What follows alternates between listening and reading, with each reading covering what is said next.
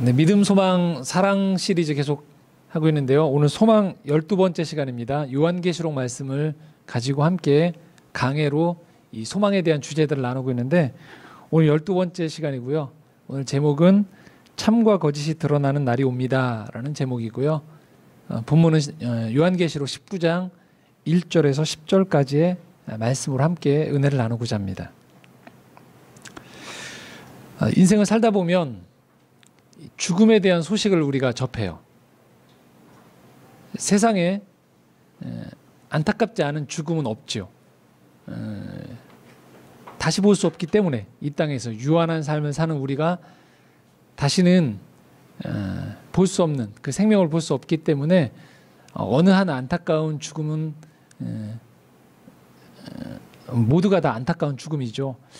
그런데 특별히 종종 우리에게 접해지는 이 죽음에 대한 소식 중에서 유달리 우리 마음을 아프게 하고 또 기릴 수밖에 없는 그런 죽음들이 있어요.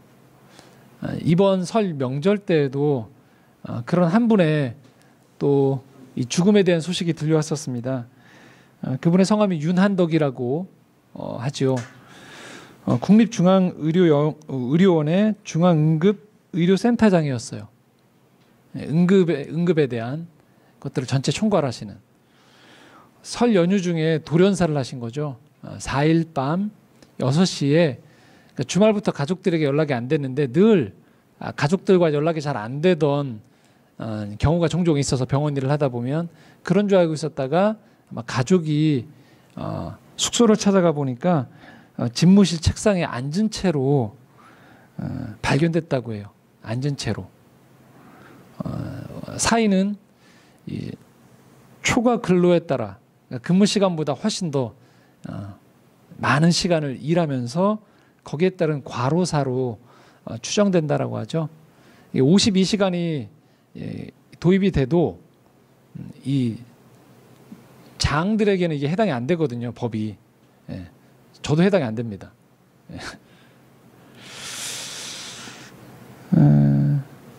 이 응급의료의 우리나라 전반적인 것들을 총괄하시는 분인데, 응급의료하면 또 우리가 지난 연말에 말씀드렸던 한 분이 있죠. 이국종 교수님이라고 있다고 했죠. 아주대학교에. 지난 연말 마지막 주일에 제가 이국종 교수께서 쓰셨던 이 골든 아워라는 책을 제가 좀 언급하면서 말씀을 시작했었는데, 이 골든 아워라는 책이 1권이 무려 440페이지고 2권이 383쪽이에요. 합치면 이 두 권이 요새 흔히 말하는 벽돌책이라고 하죠. 800쪽이 넘어가요. 근데 이분이 굉장히 꼼꼼하시더라고요. 이국종 교수께서 응급의료를 자기가 경험한 것들에 대한 것들을 아주 소상히 아주 진솔하게 쓰셨는데요. 그때도 제가 읽으면서도 인상 깊었었는데, 이분이 썼던 이 800쪽에 넘는 책에 수많은 챕터가 있거든요. 각각의 제목이 있어요. 다. 그런데 유일하게 이 두 권에 통틀어서 사람 이름을 그냥 챕터 이름으로 정해놓은 게 있었어요. 그 챕터의 이름이 뭐냐면 윤한덕이었어요. 그냥.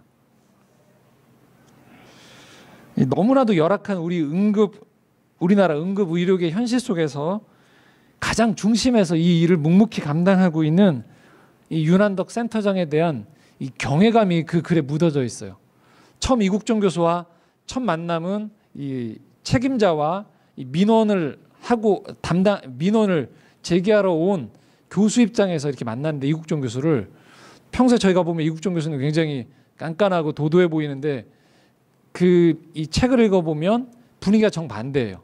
도리어 윤한덕 센터장이 굉장히 깐깐하고, 오히려 이국종 교수가 민원을 부탁하러 온 입장이었기 때문에 굉장히 그 어려운 그런 자세로 찾아오고, 도리어 그때 첫 만남이 호의적이지 않았다라는 거예요. 왜 호의적이지 않았냐면, 이렇게 이국종 교수님께 첫 마디를 했다는 거예요. 응급의료를 담당하고 있는 담당자가 지금 이 시간에 여기 와 있으면 거기 병원은 어떻게 되는 거냐라고 이 책망 쪽으로 얘기를 했대요. 그러니까 첫 만남이 이렇게 따뜻하지 않았던 거죠. 그런데도 이국종 교수가 이 한 챕터의 윤한덕 센터장을 그 언급한 글을 읽어보면 경외감이 묻어난다는 걸 알 수 있어요. 그 부분의 한 챕터를 제가 1권에 나와 있던 이 윤한덕이라는 챕터에 나와 있던 한 부분을 제가 좀 읽어드리려고 하는데 이렇게 써 있습니다. 여기서 나온 그는 윤한덕을 말해요. 그는 응급의학과 전문의였고 전궁의 수련 기간 중 외과계 중환자들이 응급실에서 죽어나가는 모습을 너무 많이 지겹게 봐왔다고 했다. 교과서에서 배워왔던 각 임상 과목 간의 협진은 고사하고 생명이 위급한 외과계 응급 환자가 병원 문턱을 넘어온 이후에도 적절히 치료받기 어려웠다고도 했다. 윤한덕은 그때의 응급실을 지옥 그 자체로 기억하고 있었다. 그것이 그를 지금 이 자리에 밀어넣었을 것이었다. 지옥을 헤매본 사람은 셋 중 하나일 수밖에 없다. 그 화염을 피해 도망치거나 그 나락에 순응하거나 그 모두가 아니라면 판을 뒤집어 새 판을 짜는 것. 떠나는 것도 익숙해지는 것도 어려운 일일 것이나 세 번째 선택은 황무지의 숲을 일구겠다는 것과 다르지 않았다. 윤한덕은 셋 중 마지막을 택했고 보건복지부 산하 국립중앙의료원 중앙응급의료센터를 맡아 전국 응급의료 체계를 관리하고 있었다라고 기술하고 있어요. 지옥을 경험했다는 거예요. 열악했기 때문에 그 현장이 수없이 죽어나가는 사람들을 목도하면서도 자기 손으로 치료하면서도 그 다 치료하지 못하는 그 병원의 현실 속에서 지옥을 경험한다는 거예요. 그런데 도망가거나 다 그런 거지 하고 순응하는 것이 아닌 세 번째, 황무지의 숲을 일구겠다는 쪽으로 선택하고 그 자리를 지키고 있었던 사람이 윤한덕이었다라는 거예요. 그래서 1권에 이어서 두 번째 책에 보면 이 골든아워런 책 두 번째 맨 마지막에 보면 이 책에 무수한 사람들이 다 실명으로 기록되어 있어요. 정치인이나 의사들이 다 실명으로 기록되어 있고 우리 뭐 대화 소설 같은 데 보면 맨 마지막에 인명사전이 나오지 않습니까? 이 인명사전에 있어요. 이 골든아워 800페이지 넘게 나왔던 사람들을 이국종 교수가 자기의 눈으로 한 사람 한 사람을 꽤 많은 분량을 인명사전으로 기록해놨는데 거기에 윤한덕이 또 인명사전에 나옵니다. 거기에 이렇게 놓고 있습니다. 임상의사로서 응급의료를 실제 경험한 것을 바탕으로 자신의 일이 응급의료 전반에 대한 정책의 최후 보루라는 자의식을 뚜렷하게 가지고 있다.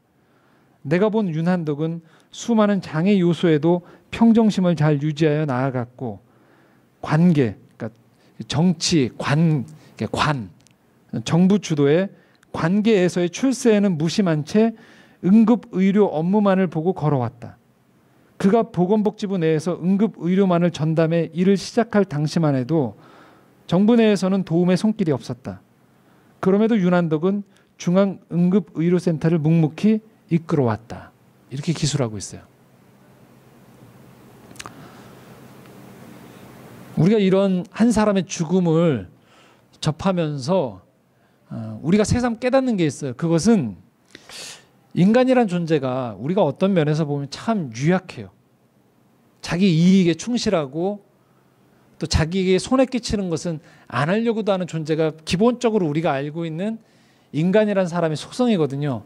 그런데 놀랍게도 또 이런 인간 안에 어떤 요소들, 또 특별히 어떤 사람들은 똑같이 살아가는 이 인생사에서 편안한 것 다 좋아하는 습성이 있고 또 알려지는 것 좋아하고 인정받는 것 좋아하는 이 세상 속에서 몇몇 사람들은 이 어둠 속의 촛불처럼 또 캄캄한 이 흑암의 바다에서 비추는 등대같이 자신의 존재 전체를 통해서 자신의 삶 전체를 통해서 뭔가 빛을 내고 세상이 더 나빠지지 않도록 자신의 자리를 지켜가는 사람들이 있다는 걸 우리가 알 수 있어요. 그것은 뭘 말하냐면 인간 안에는 단순히 그런 유약함이나 연약함, 휩쓸려가는 것들을 넘어서는 숭고함이라는 힘이 그 안에 분명히 있다는 것을 우리가 알 수 있어요. 그리고 이런 분들을 통해서 세상은 더 나은 세상으로 나아가고 하나님이 우리에게 주신 생명이라는 그 자체가 얼마나 존귀한지 이것을 지켜나가는 것, 이것들의 가치를 알리는 것, 그리고 이 생명 자체가 얼마나 이 땅에 태어났다는 그 자체가 얼마나 중요하다는 것, 함부로 폄하할 수 없다는 것을 일깨워주는 사람들이 있다는 거예요. 그래서 우리는 이런 분들을 향해서 이렇게 기꺼이 표현할 수 있어요. 소명을 따라서 삶을 살아갔다라고 얘기하는 거죠. 우리가 통상 직업이란 단어를 쓸 때 vocation이라는 단어를 씁니다. 근데 제가 지금 2주간 방송하고 있는 가스펠 북카페에서 팀 켈러 목사님의 일과 영성이란 책을 소개하고 있는데요. 그 책에 보면 이렇게 표현하고 있어요. vocation, 직업은 그 라틴어 보카레에서 왔다라는 거예요. 보카레. 보카레는 누군가 나를 불렀다라는 거예요. 그러니까 직업은 그냥 존재하는 게 아니고요. 누군가가 나를 불러서 그 자리에 있게 했다라는 거예요. 불러준 그 사람을 위해서 무언가를 하는 것이 직업의 본래 의미라는 거예요. 직업은 그래서 단순히 자아실현 수단이 아니고요. 개인적인 이해를 초월해서 그 안에 어떤 존재를 섬기기 위한 사명이 담겨져 있다라는 것이 직업이라는 거예요. 저는 이 직업이란, 이 vocation이라는 단어를 조금 더 확장해서 우리의 삶에도 적용할 수 있다고 봐요. 아빠가 됐다는 것, 엄마가 됐다는 것, 직장의 어떤 위치를 담당한다는 것, 교회 안에서의 어떤 역할을 담당하는 것, 사회에서 어떤 곳에 내가 보내진다는 것, 하나님을 믿고 있는 우리에게는 그것이 하나님이 나를 그 자리로 부르셨다라는 의미가 포함된다라는 거예요. 그래서 우리가 이 불러주신 것들을 깨달을 때, 보카레를 깨달을 때 우리는 새롭게 인생의 눈을 떠요. 그것은 이 눈에 보이는 표면 너머에 다른 뜻이 그 안에 담겨져 있다는 거예요. 그리고 이 뜻에 우리가 직면할 때 우리는 이것을 이렇게 표현할 수 있어요. 참을 만났다는 거예요. 참. 진짜를 만나게 된다는 거예요. 똑같이 직업을 살고 있어도 어떤 사람은 단순히 돈벌이로 살아가요. 그런데 어떤 사람은 돈벌이 그 밑에 있는 그 진짜 의미를 발견해내는 거예요. 똑같은 인생의 시간을 쓰고 있는데 어떤 사람은 이 시간의 진짜 의미를 알고 있는 거예요. 똑같은 만남을 가지고 있어도 어떤 사람은 그냥 안부만 물으면서 서로 간에 영향을 주는 정도의 기브 앤 테이크의 관계를 알고 있음에도 불구하고 관계라는 것이 단순히 그것이 아닌 것을 알게 될 때 그때 이렇게 표현한다는 거예요. 참을 만났다는 거예요. 그래서 이렇게 정의 내려버릴 수 있습니다. 우리가 신앙인이 된다는 건 뭘 말하느냐? 그리스도인이 된다는 건 뭘 말하느냐? 참된 사람이 되는 걸 말하는 거예요. 왜 그렇게 말할 수 있을까요? 우리가 믿고 있는 하나님이 참되신 하나님이기 때문에 그래요. 그래서 이 참되신 하나님과 내가 계속 교제하고 만나고 그리고 함께 동행하는 것들이 계속 되어지면 나도 모르게 참이 아닌 것들, 거짓에 내가 거부감을 갖기 시작해요. 불편해지기 시작해요. 참된 것이 아닌 것들에 대해서 내가 머무는 시간이 길수록 힘들어지게 돼요. 하나님은 그분의 형상인 우리가, 사람들이 하나님을 닮아서 참된 사람이 되기를 원하세요. 어설프게 이 종교적인 경험을 해서 마치 내가 신인 양, 신이 될 수 있는 양 그런 착각을 하고 그렇게 행동을 하고 모임을 갖는 것을 원하는 것이 아니고요. 우리가 참되신 하나님을 만남을 통하여서 진정으로 참 사람이 되기를 원하신다는 거예요. 오늘 본문 1절과 2절을 보면 이 하나님의 참되심이 하나님의 때가 이르면 어떻게 드러나는지를 보여줍니다. 1절, 2절 말씀 함께 읽겠습니다. 이 일 후에 내가 들으니 하늘에 허다한 무리의 큰 음성 같은 것이 있어 이르되 할렐루야 구원과 영광과 능력이 우리 하나님께 있도다. 그의 심판은 참되고 의로운지라. 음행으로 땅을 더럽게 한 큰 음녀를 심판하사 자기 종들의 피를 그 음녀의 손에 갚으셨도다 하고, 2절 말씀에 이렇게 표현되어 있습니다. 하나님이 심판하신다는 거예요. 그런데 어떤 기준이냐? 참되고 의로운 기준이라는 거예요. 그러니까 부풀려 있는 것, 겉모양을 가지고 얘기하는 게 아니에요. 하나님은 명확하게 우리에게 물으실 거예요. 참되게 살았는지를 물으세요. 의롭게 살아왔는지를 물으신다는 거예요. 오늘 우리가 사는 세상에서는요, 그렇지 않아요. 그래서 우리가 자꾸만 위축되어지거나 자꾸만 우리가 혼동스러워합니다. 이런 거죠. 1절 말씀에 나와 있는 구원 대신에 성공을 얘기해요. 영광 대신에 화려한 게 중요하다고 얘기해요. 능력 대신에 권력을 가지라고 얘기해요. 우리의 대다수의 시간을 여기에 쓰게 되는 거예요.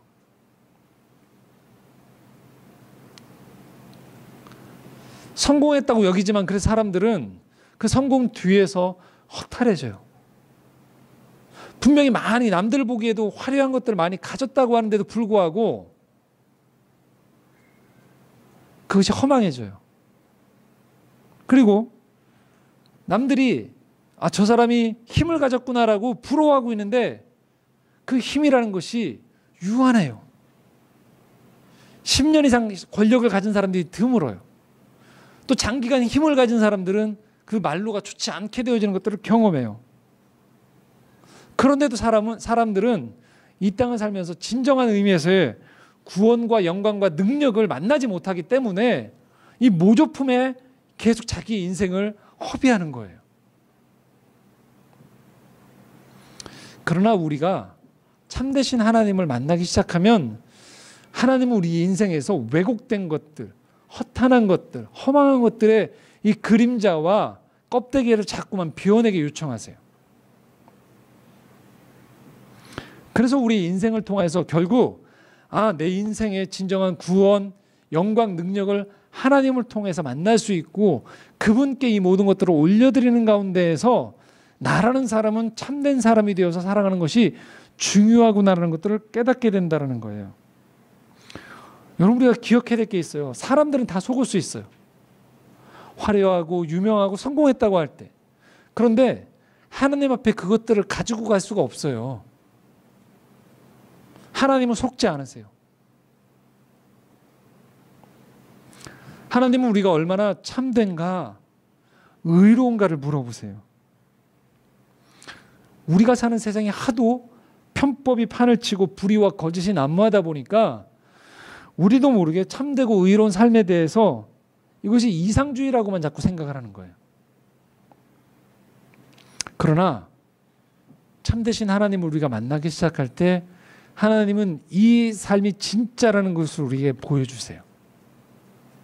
그리고 이 참된 것에 우리의 인생에 시간을 쏟기를 원하신다는 것을 우리가 알기 시작하는 거예요. 그 참되신 하나님을 만날 때 우리는 세상을 부러워하는 것이 아닌 진정한 하나님을 향한 찬양을 올려드릴 수 있기 시작하는 거예요. 3절에서 5절 말씀입니다. 함께 읽겠습니다. 두 번째로 할렐루야 하니 그 연기가 세색토록 올라가더라. 또 24장로와 네 생물이 엎드려 보좌에 앉으신 하나님께 경배하여 이르되 아멘 할렐루야 하니 보좌에서 음성이 나서 이르되 하나님의 종들 곧 그를 경외하는 너희들아 작은 자나 큰 자나 다 우리 하나님께 찬송하라 하더라. 아멘.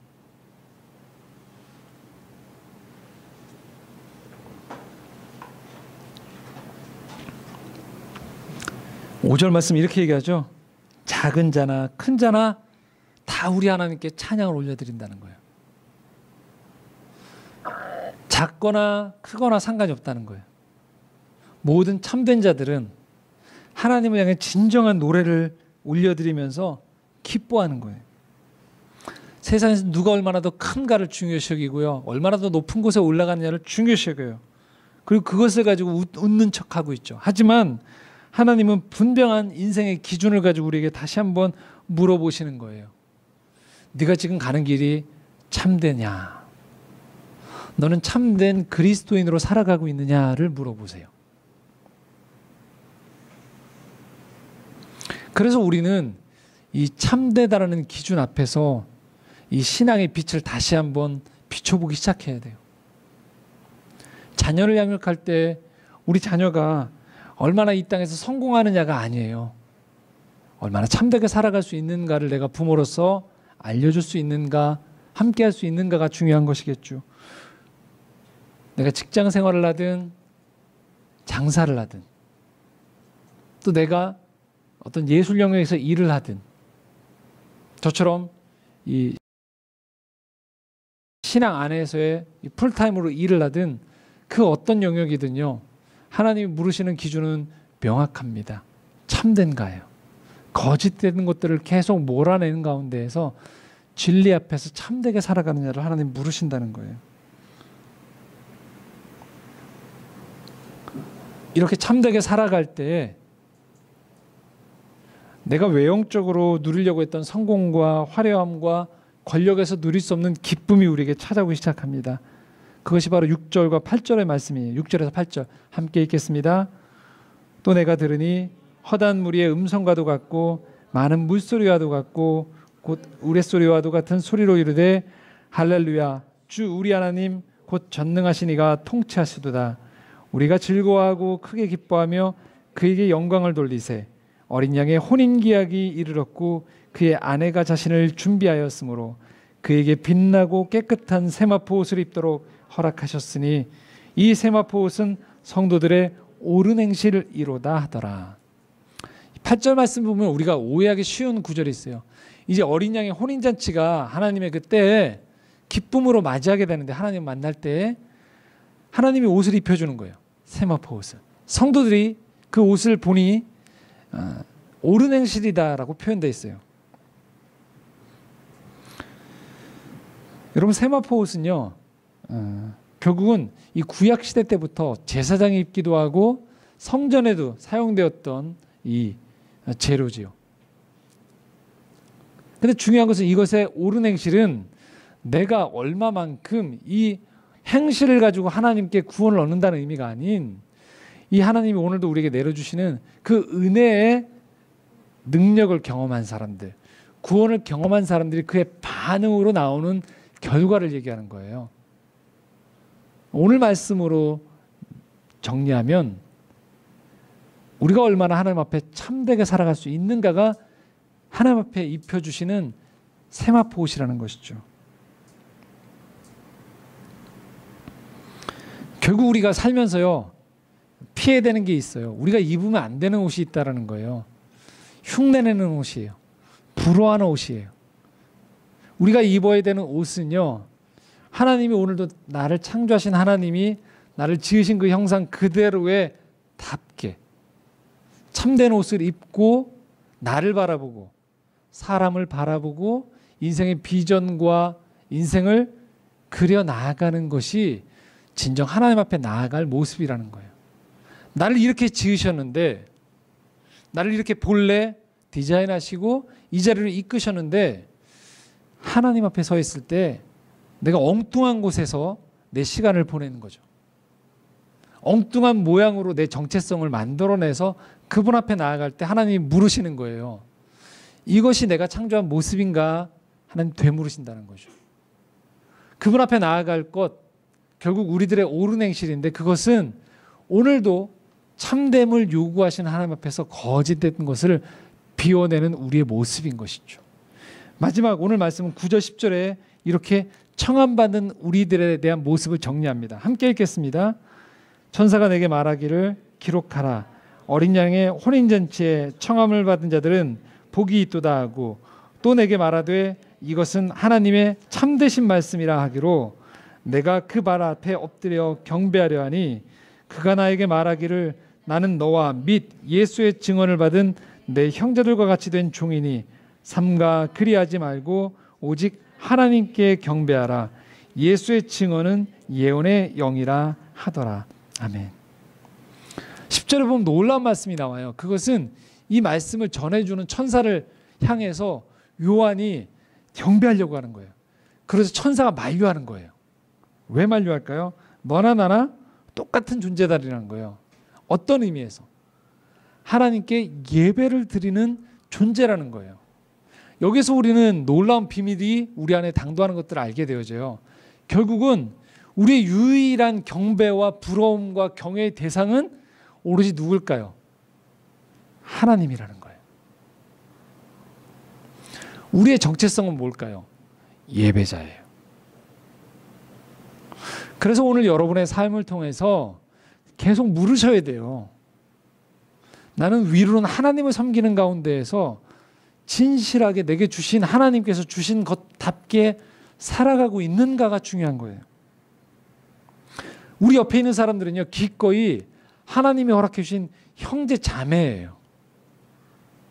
누가 더 높고 낮고가 없어요. 누가 더 존귀하고 존귀하지 않은 사람이 없어요. 모두가 소중한 사람들이에요. 그래서 우리는 이렇게 매주일 예배를 드리는 것들에 대한 의미를 여러분 다시 한번 깨달으셔야 돼요. 우리가 예배를 드린다는 건 뭘 말할까요? 네, 이 허황된 가짜 세계 속에서 우리가 살아가면서 하나님, 저 가짜 세계 속에 너 더 빨리 내가 편승하게 해주세요가 아니에요. 하나님 앞에 나와서요, 매주일 우리 안에 깃들어 있는 거짓된 것들을 몰아내는 거예요. 다시금 참된 삶, 진짜 삶을 살도록 우리를 일깨우는 거예요. 우리 삶의 진정한 창조주이자 인도자이시며 우리 하늘 아버지 되신 하나님께 경배를 올려드리면서 진정한 영적인 교제를 나누는 거예요. 다시금 우리 삶의 터전으로 돌아갈 때 우리에게 허락해 주신 일과 관계들 속에서 사랑과 진리의 참된 열매를 맺기 위해서 노력하는 거예요. 그래서 이 시간은요, 하나님이 내려주시는 깊은 교제 가운데에서 이 하나님의 깊은 만남이라는 만찬을 먹고 마시면서 힘을 내서 세상 속에 나아가서 우리 삶의 자리에서 예배를 드리는 것, 이 선순환이 계속 이루어지는 것이 하나님이 이 창조의 정원 예배를 통해서 여러분에게 요청하시는 거예요. 그래서 신앙인의 축복은 뭘까요? 저는 이렇게 말하고 싶어요. 신앙인의 축복은요, 여러분 진짜를 알아보는 눈이 길러지는 거예요. 만약 여러분들이 신앙생활을 10년 이상, 20년 이상 했는데도 불구하고 여전히 뭐가 참이고 뭐가 가짜인지 구분이 안 되시면 출발점을 다시 한번 고민해 보셔야 돼요. 점점 믿음 생활을 해나가면서요, 하나님의 진리의 말씀이 나를 비추면요, 가짜를 볼 때 이게 가짜구나, 이게 유한한 거구나를 볼 수 있어야 돼요. 서로 내가 있어야 되는 그 자리들이 그렇게 가짜가 많은 세상 속에 내가 부름받을 수도 있어요. 하지만 알고서 그 안에서 일을 하는 거죠. 알고서 교제를 하는 거죠. 그리고 그 교제 가운데 점점 이곳을 참되게 바꿔 나아가기 위해서 노력을 해야 되는 것이죠.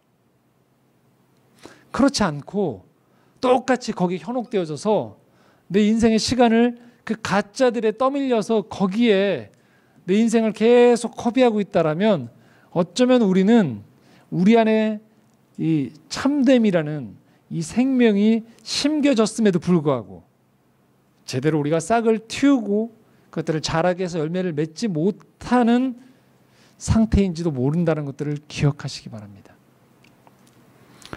시편 84편 4절에서 7절 우리에게 주시는 이 마지막 도전을 읽고 말씀을 정리하고자 합니다. 4절 말씀입니다. 함께 여러분 같이 읽겠습니다. 주의 집에 사는 자들은 복이 있나니 그들이 항상 주를 찬송하리이다. 주께 힘을 얻고 그 마음에 시온의 대로가 있는 자는 복이 있나이다. 그들이 눈물 골짜기로 지나갈 때 그곳에 많은 샘이 있을 것이며 이른 비가 복을 채워주나이다. 그들은 힘을 얻고 더 얻어 나아가 시온에서 하나님 앞에 각기 나타나리이다. 5절 말씀에 시온의 대로라고 얘기하고 있습니다. 시온이 어디일까요? 그것은 하나님의 언약궤가 있는 예루살렘을 향하는 길을 말해요. 그쪽으로 가는 큰 길이에요. 예배드리러 가는 거예요. 그런데 이 말씀은 또 다른 깊은 의미가 있어요. 그것은 우리 마음에 시온의 대로가 있는가예요. 그러니까 외형적으로 내가 정해진 날에 예배드리러 가는 것 못지않게 여러분의 마음에 주님과 교제하는 가운데 오는 이 시온의 대로가 있는가를 묻고 있는 거예요. 주님이 거니시는 길이 우리 마음 가운데 있는가? 그러면 어떤 일이 벌어지는가? 6절 7절에 이렇게 표현하죠. 눈물 골짜기를 지날 때 샘을 만나게 되고, 그러니까 인생의 고난의 시기 가운데에서도 생수를 먹게 된다는 거예요. 그리고 이른 비, 말씀의 배경은 중동지방이라는 것들을 염두에 두시면 중동지방은 비가 잘 안 내리거든요. 이른 비는 가을비를 말해요. 늦은 비는 봄비를 말해요. 그러니까 그때에 맞춰서 농사를 지을 때나 이럴 때 적절한 그 비가 내려주느냐예요. 그래서 이 시편 기자가 이렇게 표현하고 있는 거예요. 4절에 다른 걸 복이라고 얘기하는 게 아니고 주의 집에 사는 자들이 복이 있다는 거예요. 그게 믿음의 복이에요. 내 마음에 시온의 대로가 열려서 이 땅을 살아가는 가운데 진리 되신 그 말씀이 내 마음을 비추어서 내 마음이 참됨을 알아보고 참됨의 그 생수 안에서 영혼의 해가람을 느끼는 거죠. 여러분 기억하십시오. 여러분 인생 가운데에서 하나님의 말씀만큼 우리를 진실되게 비춰주는 진리의 빛이 없습니다. 우리 인생 가운데 하나님의 인도하신 만큼 우리를 진실된 길로 인도해주는, 안내해주는 이정표가 없습니다. 우리 인생 가운데 하나님의 사랑만큼 우리를 진실된 사람으로 살아가게 해주는 힘이 없다라는 거예요. 결국 이 요한계시록 말씀을 통해서 우리는 알게 되는 거예요. 지금 비록 진짜와 가짜, 참과 거짓이 혼재된 가운데 살아가고 있습니다. 하지만 이 요한계시록 소망의 말씀을 토대로 우리에게 주시는 하나님의 약속은 때가 되어지면 분명하게 무엇이 참인지가 드러난다는 거예요. 그럼 우리가 해야 되는 것이 무엇일까요? 이 땅에서부터 참된 것에 거하는 훈련을 하는 거죠. 참된 것에 거하는 것을 기뻐하는 거죠. 참된 것을 주시는 하나님과 교제를 나누는 가운데 이 땅에서 진정으로 하나님이 주시는 복을 알아차리고 그 복을 사모하는 가운데에서 이 땅에 우리의 인생의 시간을 그곳에 드리는 것이죠. 그 축복이 우리 모두 가운데 임하기를 간절히 소망합니다. 함께 기도하겠습니다.